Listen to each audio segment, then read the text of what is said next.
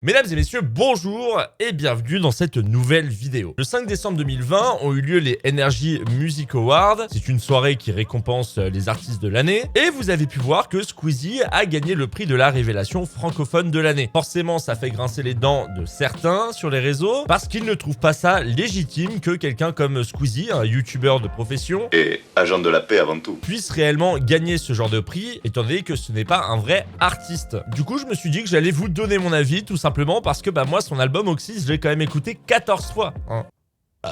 Voilà. Et d'ailleurs, en parlant de musique, je vais vous faire participer. Dans la précédente vidéo de Squeezie, je vous avais demandé un nom de groupe que vous aimiez. Et là, je vais vous demander tout simplement le nom de votre artiste ou de votre groupe de l'année 2020. Personnellement, pour moi, l'artiste que j'ai écouté cette année, Grandson. Voilà. Je vous invite à écouter cet artiste qui a sorti d'ailleurs un album le 4 décembre. Un album tout simplement incroyable qui mélange rock et rap. Bref, je pense que certains d'entre vous aimeraient. Mais bon, bref, n'hésitez pas à me spammer l'espace commentaire. Faites-vous plaisir. N'hésitez pas également à liker cette vidéo comme à votre habitude. Et ne perdons pas plus de temps, mesdames et messieurs. Parlons des Energy Music Awards et de Squeezie. Avant de vous donner mon avis concernant Squeezie, je vais tout d'abord vous parler des Energy Music Awards et surtout savoir comment fonctionnent les votes des Energy Music Awards. Et oui, parce que ça marche sous forme de vote. C'est pas genre juste un artiste qui a été promu comme ça. Il faut d'abord être sélectionné par Energy. Alors comme il est dit dans le Parisien, il faut d'abord que son titre soit diffusé sur les médias des groupes TF1 et Energy. Ce sont les Energy Music Awards. On assume, nous ne sommes pas France Inter. Cela concerne nos artistes. C'est pourquoi principalement les artistes que vous allez voir, ce sont des artistes qui font, je sais pas moi, de la musique surtout commerciale. Cette chanson doit ensuite avoir été publiée durant la période de référence qui démarre au lendemain des nominations de l'année précédente. Les autres critères prennent en compte le nombre de passages en radio, les tests d'écoute faits en permanence sur les auditeurs, le niveau de vente et de streaming. Notre critère absolu, c'est la popularité des chansons. La gestion des votes est confiée à une entreprise externe pour ne pas être accusée ou soupçonnée de favoritisme. Tout est extrêmement transparent. Donc maintenant, vous le savez, la majorité des artistes qui sont sélectionnés, ce sont ceux qui sont les plus populaires sur la plateforme Energy. Voilà, donc si vous n'êtes pas habitué à écouter la radio Energy, déjà de base vous n'allez pas réellement comprendre ceux qui sont nominés. Ça évitera peut-être à certains de se ridiculiser sur Twitter en disant « Mais pourquoi il n'y a que des artistes comme ça? Putain, la musique de l'époque, ça me manque! Ah là là !» La question que je me pose envers ces personnes-là qui se plaignent déjà, c'est pourquoi ils regardent les Energy Music Awards. Si tu n'aimes pas de base Energy, c'est logique que tu n'aimeras pas les Energy Music Awards. Et à part faire ouin pendant 2-3 heures et perdre ton temps, t'as rien à gagner en fait.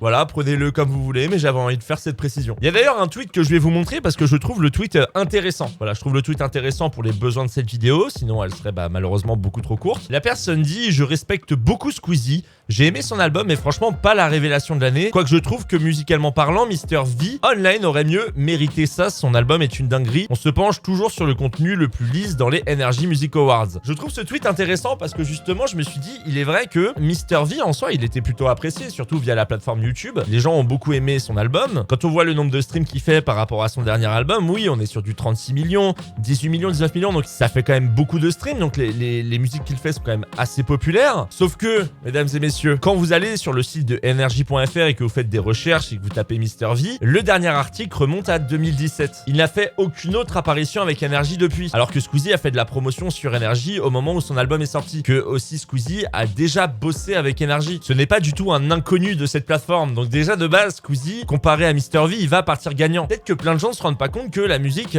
est un gros business et se disent « Ah non, moi c'est par rapport à la qualité de la musique. » Non, en fait, c'est par rapport à la popularité, c'est par rapport au contact, c'est par rapport à ce que l'artiste rapporte. Et là, très clairement, forcément, quand vous avez Squeezie qui avait bossé avec Energy, quand vous avez Squeezie qui a après fait des apparitions au moment où son album sort, vous attendez quoi qu'il arrive à un Squeezie au Energy Music Awards. C'est logique. Mais mesdames et messieurs, une fois que l'artiste a été sélectionné par Energy et qu'il se retrouve dans les 14 nominations possibles, comment faire pour qu'un artiste puisse gagner? Vous désignerez les artistes gagnants en choisissant chaque jour un artiste maximum parmi les nommés proposés dans chacune des catégories.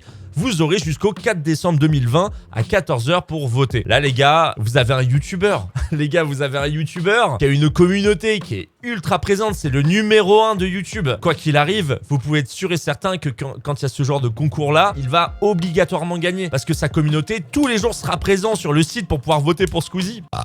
Excusez-moi. Il faut savoir que ce genre de vote, c'est comme avec les concours que fait Sofiane sur Twitter. Par exemple, on va prendre du meilleur animé, du meilleur acteur, du meilleur film. Les gens à la fin sont toujours déçus et choqués, genre « Ouais, mais c'est ce film-là qui a gagné, mais c'est vraiment pas le meilleur !» Mais frérot, c'est un concours de vote.